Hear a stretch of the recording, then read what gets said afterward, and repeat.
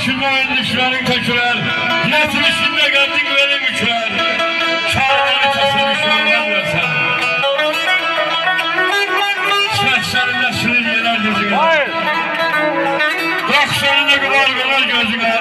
Çorabı diyerek çattın yüzüne. Buzalar başında çolaban dersen.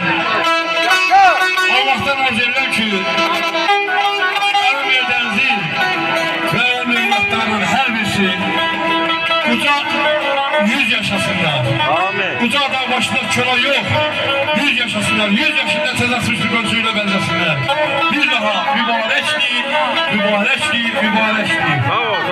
Bu hayata, bu kendine, böyle, bu abiya, biz isteyenlerin, biz sünnetçilerin hamsının karşısına hayır şekilde. Amin Allah, amin Allah. Bir tane baş sartın az kardeşim. De Mahir de. Zamanı ehlinden, çarpı felekten. Yaşa, yaşa. Zamanı ehlinden, çarpı felekten. Ben yaradan aşağı yetip var.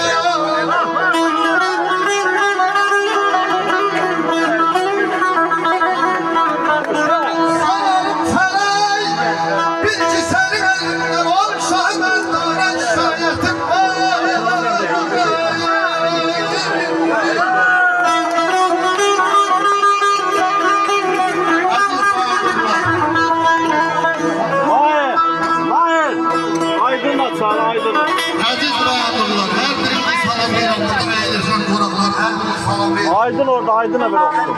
Aydın sağ. Aydın bura gelsin.